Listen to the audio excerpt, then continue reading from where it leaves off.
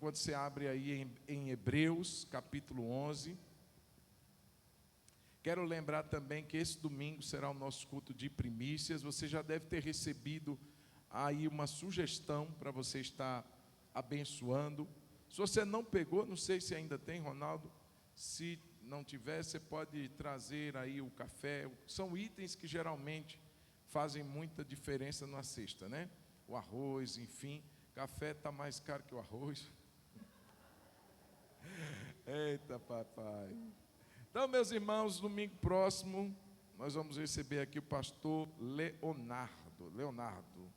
Já esteve aqui, trouxe uma palavra, creio que há um ano e pouco, né, Ronaldo?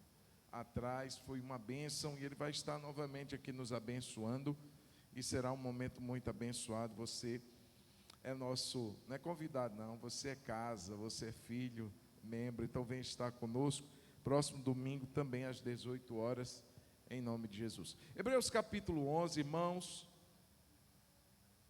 o Senhor pôs no meu coração da gente estar falando um pouco sobre fé, e não vai ser limitado apenas a essa quinta-feira, porque Hebreus capítulo 11, ele tem uma riqueza muito grande, porque como você já deve ter lido esse capítulo, ele é um capítulo que trata sobre fé, do início ao fim, é um capítulo dedicado a isso. Desde a sua definição, o texto começa dizendo que fé é a certeza de coisas que se esperam e a convicção de fatos que não se vê. Então, ao contrário do que alguns acham, a fé não é um passo no escuro, né? Não é uma coisa que a gente vê dos olhos simplesmente, não, mas a gente tem uma convicção. A fé é a certeza de coisas que se esperam, ou seja, é uma base sólida, é um lançar-se, claro, em ousadia, em coragem.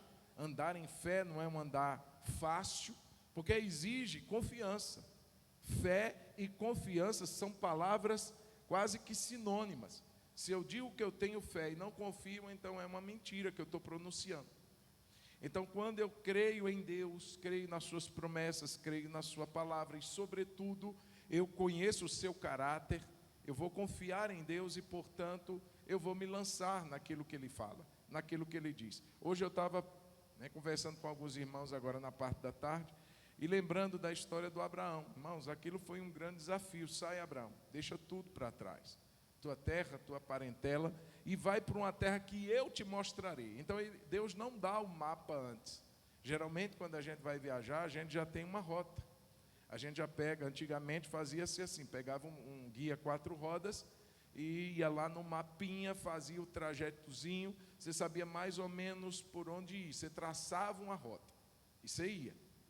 Hoje temos o GPS que já nos poupa um tempo substancial, então a gente vai planejando a viagem. Abraão sai sem saber para onde ia, ele apenas confiava que Deus o guiaria, e assim foi. Então, irmãos, esse texto do início ao fim vai tratar sobre fé, desde a sua definição, como nós acabamos de mencionar agora, mas com vários exemplos de homens e mulheres de fé.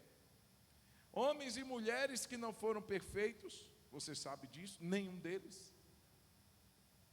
E o melhor da Bíblia é que ela não esconde o erro dos seus heróis. Geralmente, você vê que o super-herói, ele não demonstra tantos dos seus erros, até para não cair indiscreto, são ocultados. Não, a Bíblia faz questão de desnudar os heróis dela. Davi conta o pecado que ele podia ter. Irmão, se Bíblia fosse uma produção humana, e assim, naquele intuito de vamos dar um crédito para aquilo que a gente está escrevendo, então a gente vai colocar uma história quase que irretocável. A gente não vai contar nada de ruim. Não, a Bíblia expõe os erros dos seus grandes, como Davi, como Abraão, as mentiras, a Isaac, igual ao seu pai, também viveu seus momentos de fraqueza. O Jacózão, irmão, pelo amor de Deus, Jacó foi um camarada que a Bíblia poderia ter ocultado os erros dele, mas não. Trapaceiro, Então, irmãos, eu não vou tratar aqui de homens perfeitos. E isso é bom porque gera em nós uma identificação.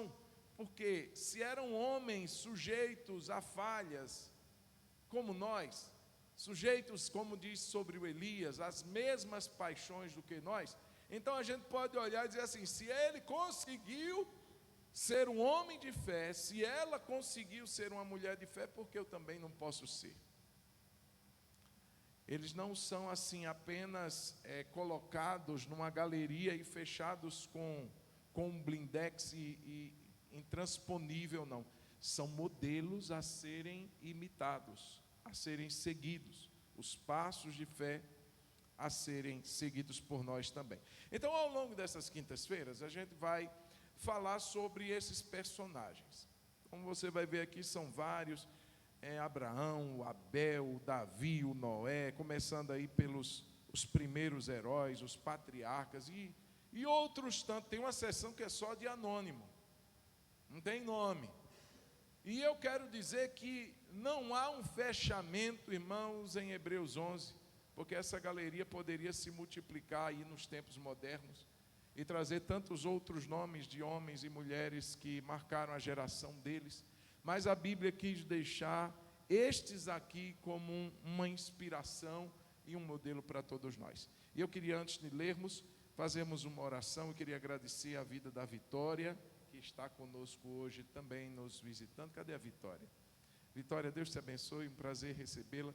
Seja muito bem-vinda. Vamos aplaudir a vida da Vitória. Deus abençoe. Então eu queria fazer uma oração com você. Se você puder fechar os seus olhos nessa hora. Senhor Deus, muito obrigado pela Tua palavra que agora vamos ler. E a minha oração é que o Senhor abra os nossos olhos, desvende-nos a Tua palavra, Senhor, nessa noite, para que sejamos edificados, inspirados, não apenas para guardarmos boas informações, mas para de fato nos inspirarmos a viver uma vida de fé. Nós te pedimos isso por meio do Teu Espírito, que fala à igreja. Fala, Espírito Santo, abre, Senhor, os nossos olhos e fala ao nosso coração. Nós assim oramos em nome de Jesus, amém. Amém. Hebreus capítulo 11, versículo 4, depois a gente vai ler Gênesis 4 para dar um entendimento então à história que nós estaremos falando nessa noite. Hebreus 11, 4, pela fé, Abel ofereceu a Deus mais excelente sacrifício do que Caim, pelo qual obteve testemunho de ser justo, tendo a aprovação de Deus quanto às suas ofertas, e por meio dela, também mesmo depois de morto, ainda fala. Agora vamos lá para Gênesis capítulo 4, que é de fato onde se dá a história de nosso irmão Abel. Gênesis capítulo 4.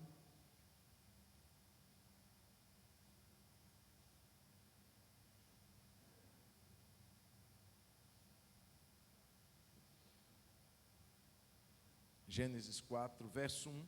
Adão teve relações com Eva, sua mulher. Ela ficou grávida e deu à luz Caim. Então ela disse: adquiri um varão com o auxílio do Senhor. Depois deu à luz Abel, irmão de Caim. Abel foi pastor de ovelhas e Caim foi agricultor. Aconteceu que ao fim de um certo tempo, Caim trouxe do fruto da terra uma oferta ao Senhor. Abel, por sua vez, trouxe das primícias do seu rebanho e da gordura deste. O Senhor se agradou de Abel e de sua oferta, mas de Caim e de sua oferta não se agradou. Caim ficou muito irritado e fechou a cara. Então o Senhor lhe disse: por que você anda irritado? E por que essa cara fechada? Se fizer o que é certo, não é verdade que você será aceito? Mas se não fizer o que é certo, Eis que o pecado está à porta à sua espera. O desejo dele será contra você, mas é necessário que você o domine. Caim disse a Abel, seu irmão: vamos ao campo. Estando eles no campo, Caim se levantou contra Abel, seu irmão, e o matou. O Senhor disse a Caim: onde está Abel, seu irmão? Ele respondeu: não sei. Por acaso sou o guardador do meu irmão? E o Senhor disse: o que foi que você fez? A voz do sangue do seu irmão clama da terra a mim. Só até aqui, queridos, porque a gente não vai necessariamente falar do Caim, mas eu gostaria de apenas me deter nessa noite no Abel, embora não tenha como a gente não associar aqui ao seu irmão Caim. Mas falando de fé, irmãos, como eu já disse, esse foi o primeiro a ser mencionado nesse relato aí de Hebreus, de vários homens e mulheres de fé. Interessante, por que Abel foi escolhido? Por ordem cronológica? Possivelmente. Mas veja bem, irmãos, quando a gente vê esse exemplo de Abel como um homem de fé, muitas vezes a gente fica se pensando: o que foi que ele fez? A que poderíamos associar a fé de Abel com aquilo que ele realizou? Por quê? Quando falamos de fé, geralmente associamos a fé a elementos extraordinários que são realizados por aqueles que possuem aquela fé. Por exemplo, se eu sou um homem, uma mulher de fé, é muito mais fácil eu associar aquela expressão de fé ao Elias, por exemplo, que pela fé se levanta num tempo conturbado, dá uma palavra de juízo para aquele rei apóstata, que não iria chover, trazendo uma situação de agravo em Israel, 3 anos e 6 meses de extrema seca, a ponto do povo realmente estar pronto para reconhecer que o Senhor era Deus. Depois aquele evento da chuva de fogo descendo, enfim, é muito mais comum a gente pensar em fé e dizer assim: não, eu sou de fé quando eu consigo ver e produzir e realizar feitos extraordinários em nome do Senhor. Aí a gente olha para o Abel e não vê um milagre, não vê uma oração que ele faz e uma resposta poderosa vindo naquele momento, não vê um livramento, e ele precisava. Você percebeu que o seu irmão traiçoeiramente o leva numa emboscada, leva ele ao campo e lá ele mata o seu irmão? O que ele precisaria ali? Um anjo aparecendo e dizendo: aqui você não toca no Abel. Um livramento. Abel poderia ser livre daquele, mas não. Ele morre. O sangue de um justo, o primeiro sangue a ser derramado na face da terra, clama ao Senhor desde a terra, tornando-a amaldiçoada. Caim amargou a maldição que ele mesmo produziu naquela terra, devido ao sangue derramado do seu próprio irmão. Mas não vemos aqui menção de milagres, de feitos extraordinários, de grandes respostas e orações feitas e atendidas, de livramentos dados por Deus, não. Mas onde então estava a fé do Abel? Na adoração dele. Então a fé de Abel é associada à adoração. Por aquilo que ele entrega, por aquilo que ele dá a Deus. Primeiro Marte da fé, morreu por conta da sua adoração. Morreu por conta da sua oferta.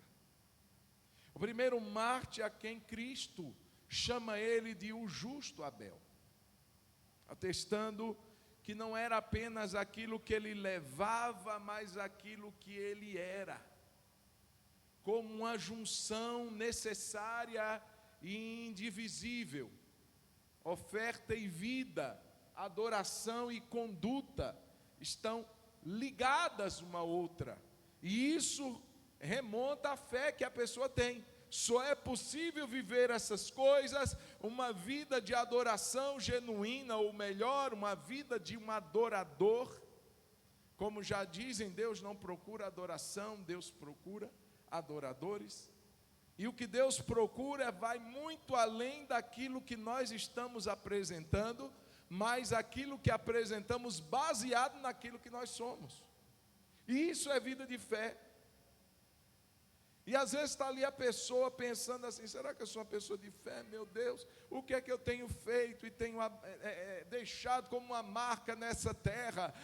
E pensando justamente em coisas extraordinárias. Será que, irmãos, eu nunca multipliquei pão e peixe?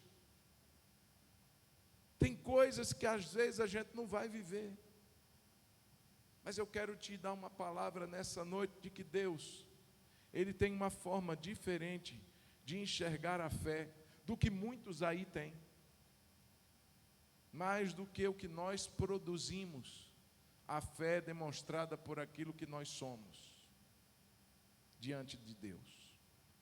E então Abel se apresenta com uma vida ligada à adoração, uma vida ligada à entrega. Aí você pode dizer assim, mas o Caim também ofertou. Os dois. Mas é interessante, a gente vai falar um pouquinho depois.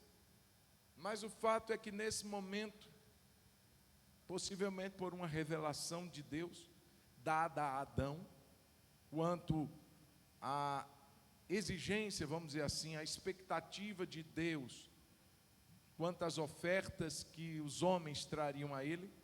Então Adão certamente repassa isso a seus filhos, isso não é mencionado nas Escrituras, mas é uma conjectura plausível, possível.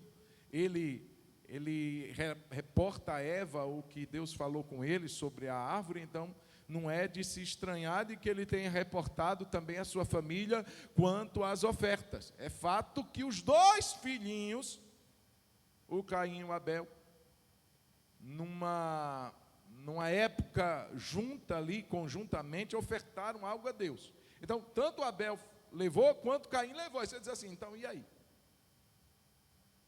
Caim não foi um adorador? Não vamos falar do Caim. Mas é fato que a vida do Caim demonstra, João, lá na sua carta, vai dizer que ele era do maligno.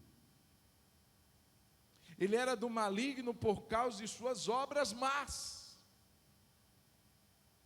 Então, irmãos, veja que, mesmo ofertando a Deus, a vida de Caim era uma vida torta, distorcida, filho do diabo, mas estava ofertando. Enquanto Abel ofertava em fé, certamente Caim ofertava por uma religiosidade vazia e até demoníaca. Uau, pastor, mas alguém está levando algo a Deus, isso não quer dizer nada. Isso não garante nada. Porque os dois irmãos tiveram a mesma criação, o mesmo ensinamento, demonstraram aos olhos humanos a mesma conduta. Se o Adão fosse conferir ali uma oferta e outra, talvez ele não tivesse percebido algo muito de contraste entre uma oferta e outra. Não, beleza, o Caim ofertou, levou uma oferta como eu ensinei, de acordo com aquilo que ele podia, porque ele era agricultor, então ele oferta da terra. Porque tem gente que vem dizendo assim, Deus não aceitou porque a oferta de Caim não era uma oferta de sangue. Irmãos, presta atenção, existiam ofertas de cereais, oferta de farinha, isso era prescrito na lei, e Deus que prescreveu isso. É claro que existe o elemento do sangue, enfim, da oferta, mas de fato, quando você vai estudar o texto, não é por isso que Deus rejeita a oferta do Caim. Tinham motivos mais interiores que determinaram isso. E então aqui nessa vida de fé, que era ligada a uma vida de adoração, então eu posso dizer que eu posso ser um homem e uma mulher de fé, pelo estilo de vida que eu levo diante de Deus. Se for uma vida de um adorador genuíno, de uma adoradora genuína, eu posso demonstrar naquele momento porque eu sou uma pessoa de fé. E aqui, irmãos, eu gostaria de trazer algumas rápidas lições do que a gente percebe na fé de Abel. A primeira coisa, a fé de Abel levou a entender que Deus não é aquele que apenas dá,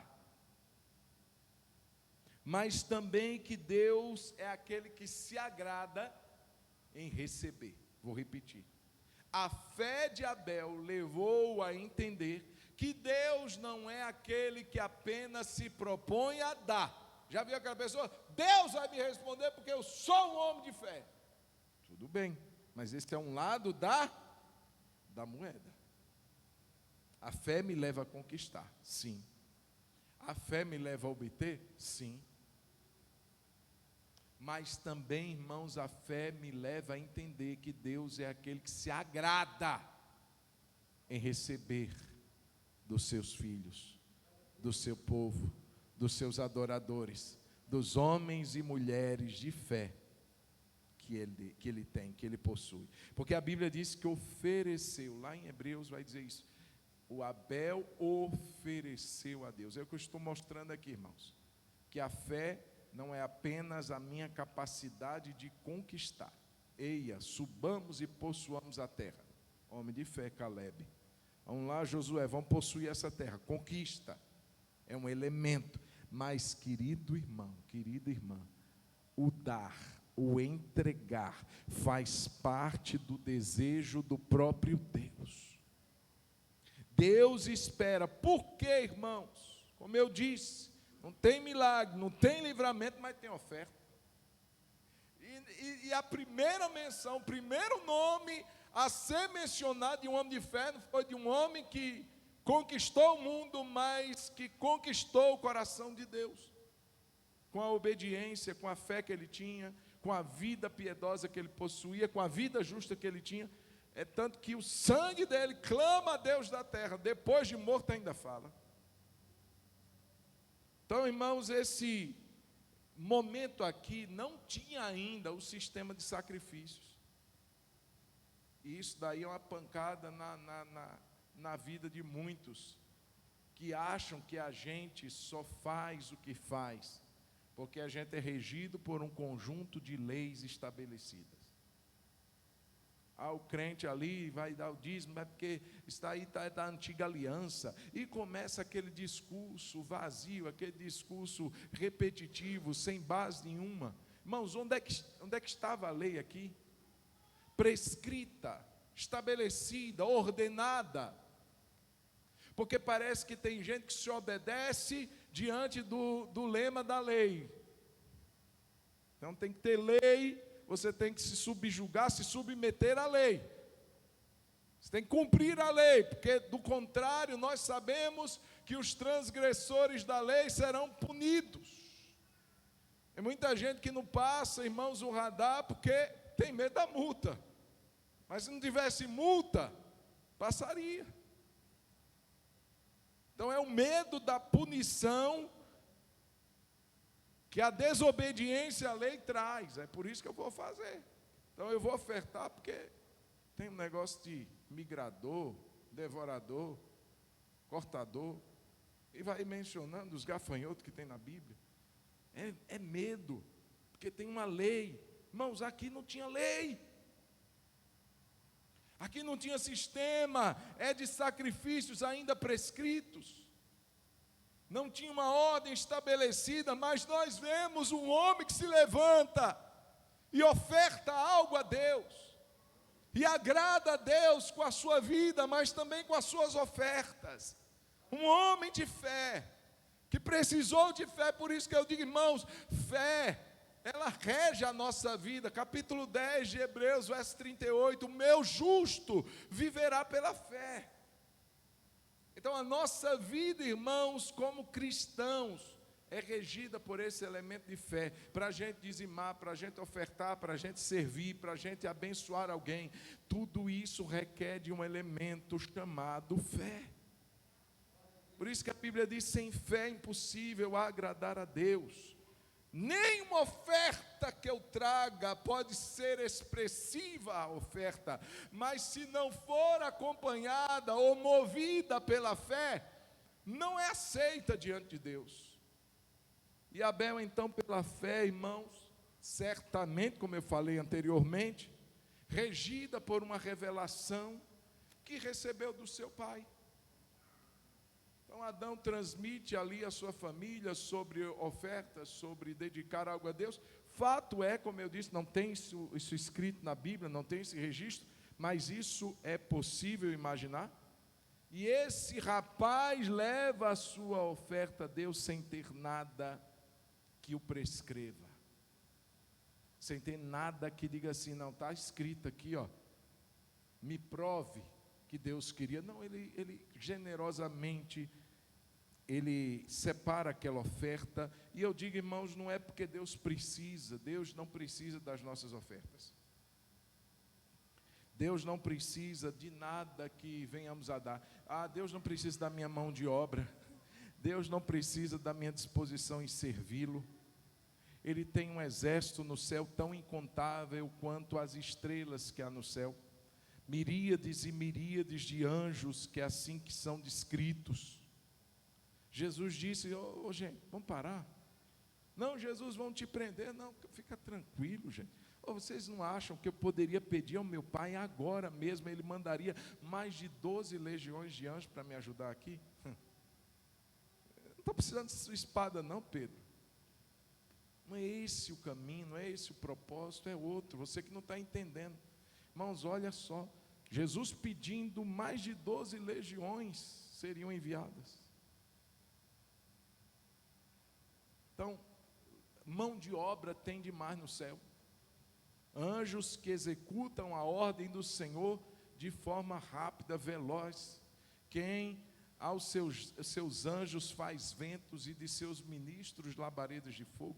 Irmãos, a velocidade, a eficácia seria grande demais, seria muito maior do que qualquer exército humano bem treinado pudesse realizar. Muito maior, muito mais certeiro, muito mais eficaz, teria muito mais resultado, mas não! Escolheu a gente. Oferta. Você acha que Deus precisa das nossas ofertas? Mas não foi Ele que estabeleceu, pastor, os holocaustos? Foi. Mas você acha que Deus precisa disso? Milhares de touros e milhares de bodes, milhares de animais sacrificados. Mas foi Ele que prescreveu na antiga aliança? Foi. Mas o intuito não era que... Ele criou, gente. Ele criou, dá para parar para só lembrar disso. Foi Ele que criou tudo isso. Disse assim, o Líbano todo não poderia formar o altar da fogueira para sacrificar os animais todos. É muito pouco. Então, irmãos, é uma oportunidade que Deus nos dá, não é necessidade de Deus, mas uma oportunidade que Deus nos dá de revelar, primeiro, nossa fé, segundo, nosso coração. Pela fé, Abel ofereceu. Então, a fé ou a oferta revela a fé. A oferta pode revelar a minha fé. Claro que existirão outros elementos, mas a oferta revela a fé e revela o coração. Cada um contribua segundo propôs no seu coração. Então, tudo isso vem de dentro, é interior, nada regido por uma obrigação legalista, religiosidade, pastor, nada disso. É algo espontâneo que vai agradar o coração de Deus, que precisa de alegria, que precisa de fé, que precisa de espontaneidade. Irmãos, é tão bom quando a gente dá um presente para alguém que a gente ama, fala a verdade, que a gente vê o brilho nos olhos, o sorriso no rosto, a pessoa se alegrou, a pessoa se agradou, e a gente parece que quem ganhou fomos nós. É isso que Deus espera, irmãos. O amor precisa ser também um elemento que faz isso acontecer. Lembra das 3 grandes virtudes? Fé, esperança e amor. Deus amou o mundo de tal maneira que deu. Veja que há uma coisa associada à outra. Pela fé a gente dá, se nós temos amor a gente dá. São coisas interligadas. E aqui o Abel demonstra seu amor a Deus. Não, Senhor, não estou te ofertando porque eu estou sendo constrangido. Eu não estou te entregando algo porque eu estou sendo obrigado a isso. Eu estou fazendo por uma sensação de fé. Eu vou demonstrar a minha fé, mas também vou demonstrar meu reconhecimento. É tanto, irmãos, que a palavra que é usada para a oferta que Abel entrega para Deus, ela está ligada a tributo. Essa palavra que ele ofertou das suas primícias, aquela expressão no hebraico é tributo. Tributo é algo que gera, primeiro, um reconhecimento na vida do ofertante de quem é aquele que ele vai ofertar. Ele é grande, é uma autoridade. E eu não estou apenas, é como se levando uma coisa qualquer, uma esmola, não, ele é autoridade. É um tributo por um reconhecimento de quem é Deus. Então ele leva reconhecendo quem é o Senhor.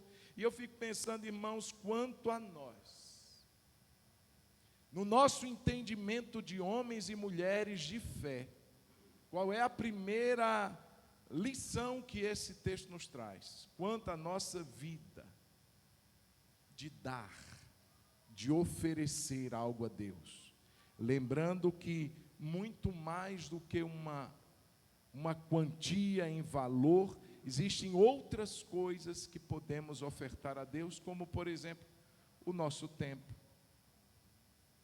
Já diz o ditado que time is money, tempo é dinheiro. Tem gente que prefere dar o dinheiro, mas porque não tem tempo. Eu não vou poder fazer isso, mas faça por mim. E paga o que tiver que pagar, porque o tempo é algo precioso para todos nós. Então, vir aqui e trazer uma oferta não é tão difícil quanto despender do tempo, demandar de um espaço de tempo para dizer: Deus, eu quero te adorar nesse tempo, por exemplo. Eu quero dedicar esse tempo para estar diante do Senhor, para buscar a tua presença. Eu quero dedicar esse período de tempo para ir à tua casa, por exemplo. Eu quero dedicar esse tempo para fazer uma visita, servir ao Senhor, abençoar a vida de alguém, ir no hospital.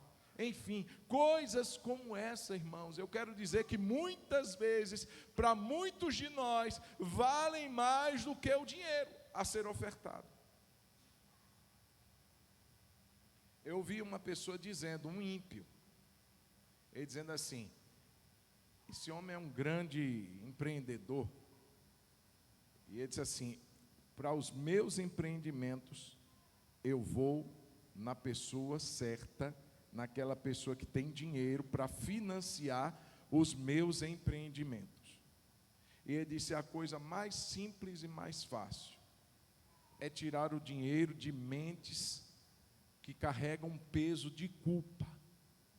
Então são homens que têm muito dinheiro, mas que carregam um peso de culpa. Então eles veem nesse método de dar para ajudar uma ONG, uma instituição, uma maneira de aliviar a consciência pesada.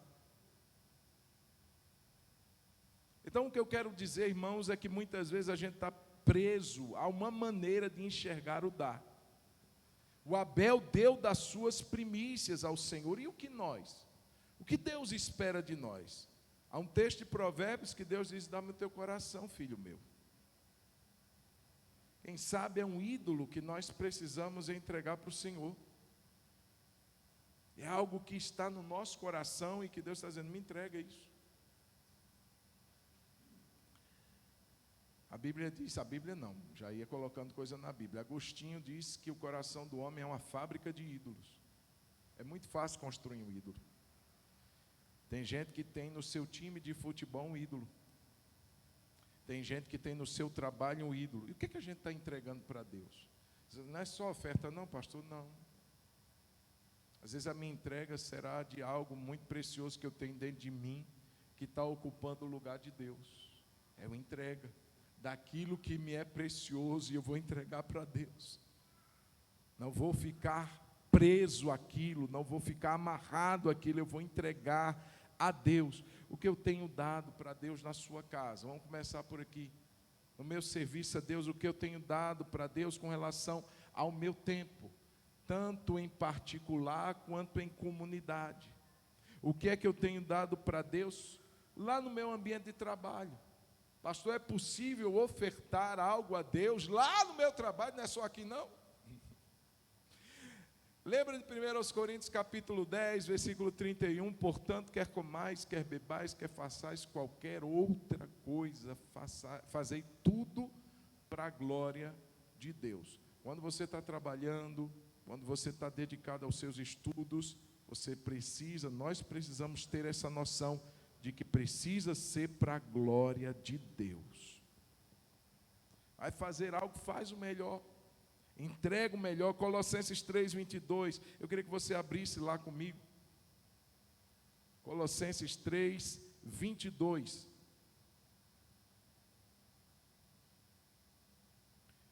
Ele diz assim: servos, obedecei em tudo ao vosso Senhor, segundo a carne, não servindo apenas sob vigilância, visando tão somente agradar homens, mas em singeleza de coração, temendo ao Senhor. Aí ele vai dizer no verso 23 assim: tudo quanto fizerdes, fazei-o de todo o coração. Isso para mim, irmãos, é uma oferta. Porque ele vai dizer assim: como para o Senhor e não para os homens. Está ali o escravo. E ele está dizendo assim: obedeça ao seu Senhor segundo a carne, em tudo. Não fazendo as coisas que você precisa fazer como servo, apenas para agradá-lo, porque você está fazendo, na verdade, não é para os homens, é para Deus. Então, quando eu entendo isso, meu irmão, a minha visão de dar algo a Deus amplia, porque senão fica resumido a um dia, 2 dias na semana, quando eu venho à casa dele, e eu trago uma oferta ao Senhor. Pronto. Não, eu preciso enxergar a minha vida de fé, de adoração, como alguém que entrega, que oferta algo a Deus, todos os dias da semana. Aquilo que eu for fazer, seja uma comida para a família, seja servir alguém que eu nunca vi na vida, eu preciso fazer como se fosse para o Senhor. Aquele que trouxer um copo de água fria a um dos pequeninos do Senhor, diz a palavra, não vai perder o galardão. Um copo de água fria representa o quê, gente? A gente acha que tem que ser grandes coisas, grandes ofertas, grandes. E Deus está dizendo que um copo você resolve muita coisa. É para o Senhor. Então a primeira coisa de fé é que Deus não espera que a gente entenda a fé como um elemento que apenas favorece a nós, no receber, no conquistar, mas que, sobretudo, é algo que nos leva a dar, a entregar. Só que a fé também de Abel, ela é muito sugestiva a todos nós no que diz respeito à oferta, porque não é tudo que Deus quer receber. Porque senão ele teria recebido do Caim. Porque se só fosse o que é entregue, tá bom, tá jóia, Caim, me dá aqui, eu aceito. É igual, eu ia dizer uma coisa tão feia, é igual bazar. Agora deixa eu falar, já comecei. Bazar, irmãos, tem que ser, não é do resto frangalho, aquele negócio arrebentado que está lá na nossa casa, não. Maia falou isso aqui esses dias. A gente gostaria de comprar aquela roupa, de ter aquela roupa. Não, isso eu não quero mais não. Então vou dar para a igreja. Não é tudo que Deus faz. Nem a gente é assim. Ventilador sem hélice. Viu? Já teve bazar, mas não foi aqui não. Viu? Roupa marcada por ferro e etc. Irmão, se a gente pode pergunta quem organiza bazar, se encontrar uma coisa dessa, não leva para vender não, nem para dar, já faz uma fogueira, já desfaz tudo. Irmãos, Deus nos ensina através de Abel que não é qualquer coisa que agrada a Ele. Por isso que depois veio a prescrição das ofertas que Deus aceitaria e das que Deus não aceitaria. Não é qualquer coisa que Deus aceita, porque está dizendo o texto que Abel ofereceu mais excelente sacrifício, ou seja, teve uma diferença no que foi levado. Teve. O sacrifício de Abel foi mais excelente do que o sacrifício de Caim. Ele entendia aquilo como um tributo, como eu já falei. É algo que eu vou entregar a alguém que é grande, que é superior, que é alguém assim destacado, renomado, uma autoridade. É um tributo, eu não posso levar qualquer coisa. Eu não posso entregar um coxo, um animal cego. Eu tenho que levar algo excelente. Irmãos, e essa palavra contrasta justamente os versos 3 e 4. Eu lembro que o Jason uma vez pregou essa mensagem, já tem um tempo aqui, Jason. Mas aquilo ficou na minha mente, você mostrando essa diferença. Olha, capítulo 4 de Gênesis. Está dizendo aqui no verso 3, que no final de certo tempo, Caim trouxe do fruto da terra uma oferta ao Senhor. Olha a expressão do próprio texto, verso 4. Abel, por sua vez, trouxe das primícias do seu rebanho e da gordura deste. Então, irmãos, a ideia que dá é justamente essa. O Caim, ele trouxe uma oferta. Não tem destaque nenhum na oferta dele.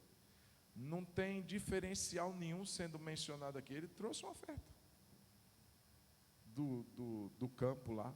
Vou levar isso aqui para Deus. Sabe, irmãos, o que me soa? É como se fosse uma esmola para cego. Ele não vê mesmo. Ele não sabe, e olha que tem, não é todo mundo. Tem cego que vai passando a mãozinha assim, ó. Ele sabe se é nota de 100, de 50, de 10, ele sabe. Mas tem gente que acha que Deus não vê. Não é qualquer coisa que Deus aceita. Leva isso. Vai lá, leva. É aquele momento da oferta, vamos lá, vamos ofertar. Olha só, gente. Cada um contribua segundo propôs no seu coração. Isso dá uma ideia de quê? Vamos pensar. De um planejamento no que eu vou ofertar. De algo realizado previamente. Você propôs no coração primeiro e oferta depois. A ideia que dá é essa. Então, se há um espaço para um planejamento quanto à minha oferta, aí eu posso realmente identificar se aquilo que eu estou levando é... Sabe quando a pessoa diz, oferta agora, ele abre a carteira, procura uma notinha mais surrada que tenha lá dentro, vou levar isso para Deus. A ideia que traz é que Caim agiu assim. Está na hora de ofertar. Um certo tempo depois, chegou o momento que já dava para levar uma oferta ao Senhor, já havia tido a colheita, já haviam acontecido as primeiras e as últimas chuvas, o fruto já estava lá, a colheita foi abundante, mas o que é que eu levo? Levar isso tudo? Não vou levar, não. Levar uma coisinha aqui para Deus. Me soa, irmãos, como a oferta de Ananias e Safira. Vamos levar algo para Deus? Está todo mundo levando? O Barnabé vendeu um campo lá e levou e colocou aos pés dos apóstolos. Safira, a gente está passando vergonha. Todo mundo está ofertando e nós não. E Pedro está olhando para a gente, parece que ele está achando que a gente não vai ofertar. Vamos vender um campo? Mas não vamos ofertar tudo não. Vamos fazer o seguinte, fica com a metade, um pouquinho mais, vamos levar vamos levar, vai dizer que foi o preço, ninguém viu a gente vendendo, e leva uma oferta, coloca nos pés dos apóstolos lá, a oferta de amor, aleluia, o meu tudo entregarei ao Senhor.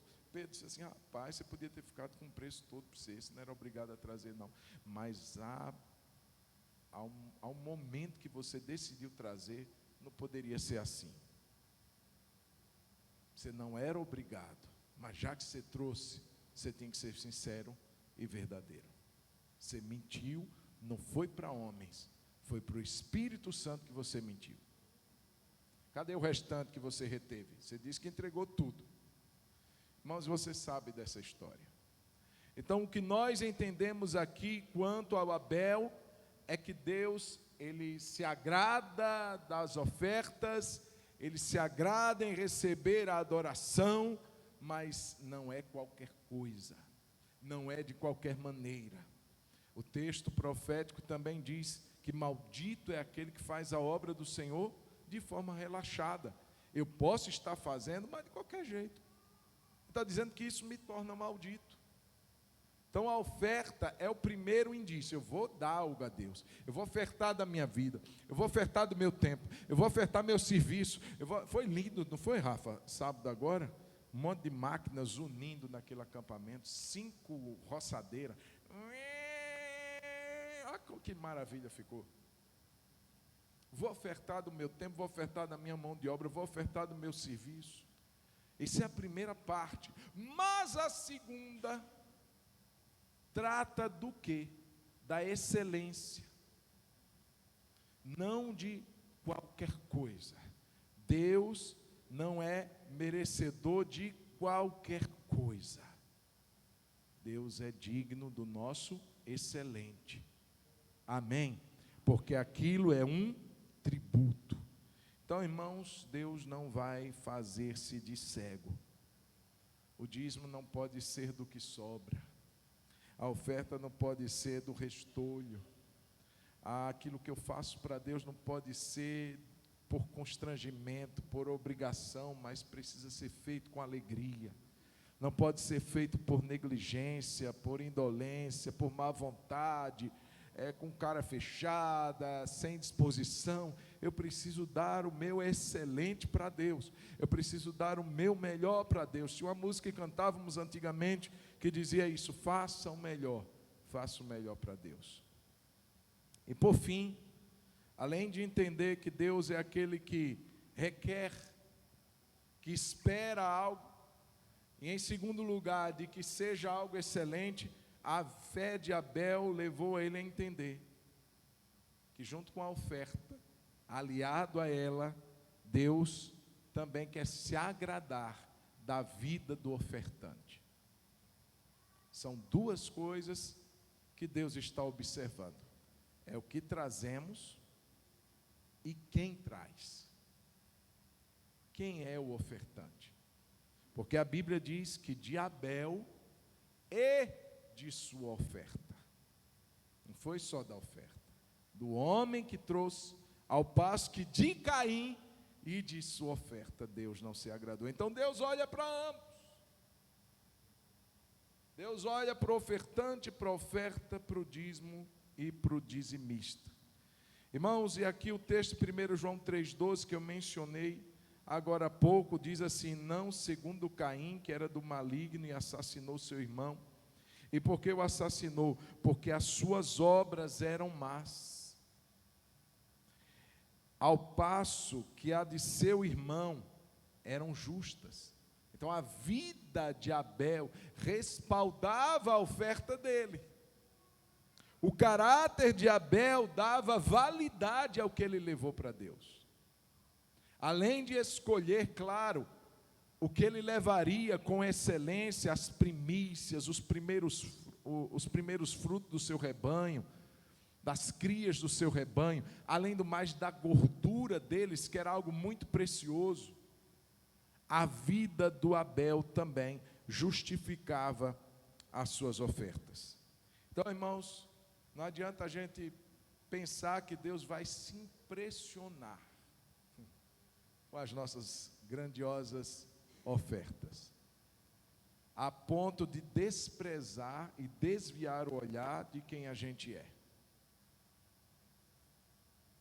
Deus seria dado à injustiça ou à corrupção, porque a Bíblia diz que o suborno cega os olhos de quem recebe. Tem gente que acha que está quase que subornando a Deus com as suas ofertas. Deus, me desculpa aí, é indulgência. Não tem isso não, meu irmão. Deus está olhando para mim e para aquilo que eu entrego a Ele. E se uma coisa não estiver compatível com a outra, essa não é uma oferta de fé. Oferta de fé baseada na minha vida, no meu caráter e não no meu carisma. Não nas minhas posses, mas no que eu sou diante de Deus. No caráter que eu tenho, na justiça que eu pratico. As suas obras eram justas. Aquilo que ele vivia, a maneira como ele procedia, eram agradáveis a Deus. Portanto, Deus recebe as ofertas de Caim. Veja, a ligação desses elementos, irmãos, trouxe um peso para esse homem chamado Abel. E foi colocado como aí o ponta da lança dos que viriam depois.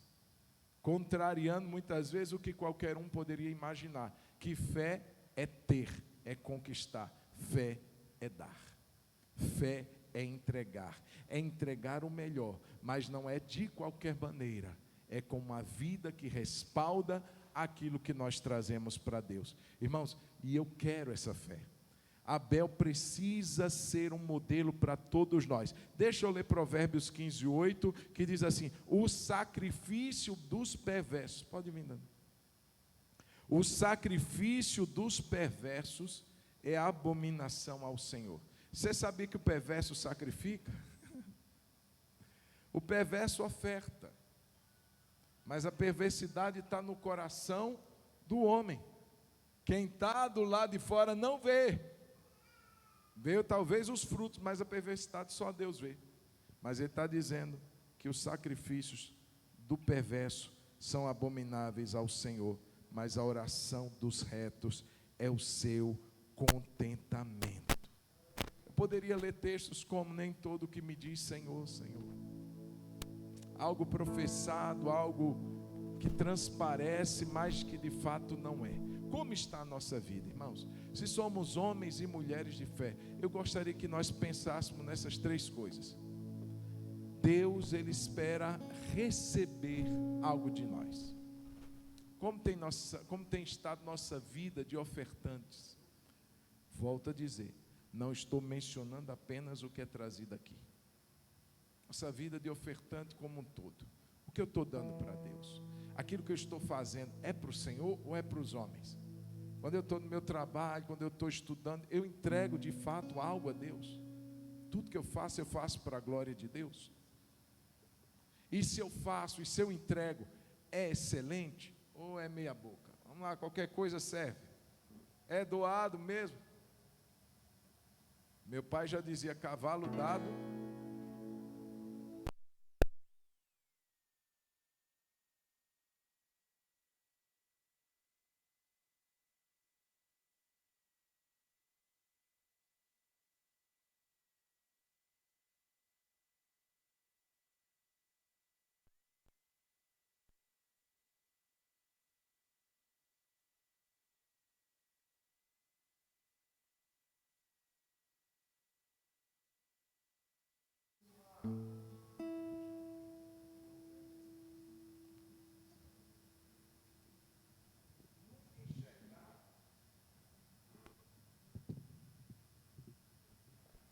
nunca enxergar o que eu dou para Deus, irmãos, como algo que vai salvaguardar aquilo que eu sou.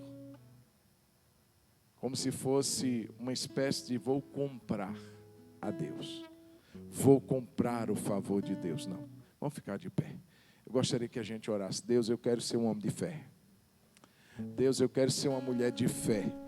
E já alinhando o nosso entendimento sobre isso. Porque se a gente já começasse aqui, por exemplo, com Daniel, que entrou naquela cova e os leões fecharam a boca, como a gente cantou, jejuaram naquele dia. Uau! Esse é o homem de fé. Aí quando a gente começa com Abel, levando algo a Deus, morrendo depois, por conta da sua vida de adorador, morrendo por causa da sua fé. isso muitas vezes já mostra assim, meu Deus, vida de fé não é esse glamour que a gente muitas vezes acha que é, mas é algo que agrada a Deus, é algo que alegra a Deus. Eu queria que nós orássemos nesse instante. Feche os seus olhos.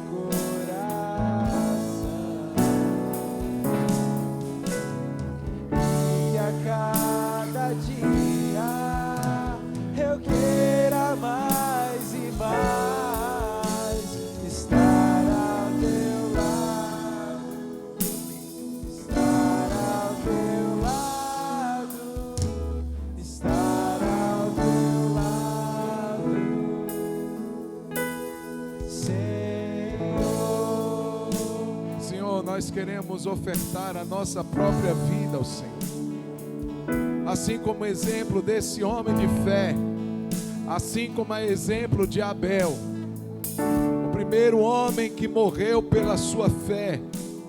Mas a sua fé, meu Deus, mostra o que é ser um adorador. Um adorador é alguém, melhor dizendo, que entrega algo ao Senhor. É alguém que vive para o Senhor. É alguém que alia aquilo que Ele é com aquilo que Ele oferece. Então nessa noite, Deus, nós queremos que o Senhor ache em nós, homens e mulheres aqui presentes, com a mesma fé de Abel. Essa fé que escolhe agradar o Senhor da maneira melhor, de uma maneira excelente. Oh Deus, tira essa mentalidade de que podemos fazer para o Senhor de qualquer forma, de que eu posso dar uma maquiagemzinha ali, uma maquiagem acolá, e o Senhor vai se impressionar. Oh Deus, nossa vida como um todo glorifica o Teu nome. É ao Senhor que servimos, não a homens. Quer comamos, quer bebamos, quer façamos qualquer coisa, é tudo para a glória do Senhor. Desde a hora que acordamos, que vamos para a lida, para o trabalho, para os estudos, ou até mesmo nos afazeres domésticos, em tudo, seja uma oferta ao Senhor, seja algo de excelência entregue a Ti, uma vida que Te glorifica, que Te exalta. Em nome de Jesus, Senhor, dá-nos essa fé igual a de Abel, para que o Teu nome em tudo seja glorificado. Nós oramos, Te agradecemos em nome de Jesus. Obrigado por essa noite, obrigado por esse culto, por esse tempo dedicado ao Senhor. Receba, Jesus, a nossa vida e a nossa oferta nessa noite. Eu Te peço que o Senhor nos abençoe, nos levando de volta aos nossos lares em segurança, em paz. Dá-nos um descanso, uma noite que venha renovar as nossas forças para o dia de amanhã, o final de semana que também se aproxima, tudo diante do Senhor para a tua glória e louvor. Em nome de Jesus eu oro, abençoando a vida de cada um dos meus irmãos nessa noite, no nome santo e poderoso de Jesus. Que a graça de nosso Senhor Jesus, que o amor de Deus o Pai e que a consolação do Espírito Santo seja sobre todos nós, povo de Deus, hoje e sempre. Amém. Deus abençoe a sua vida. Vá em paz. Tenha uma noite abençoada. Dê um abraço aí no seu irmão, na sua irmã. E até aí, final de semana, domingo pela manhã, esteja conosco. Domingo à noite, traga a sua primícia ao Senhor. Em nome de Jesus.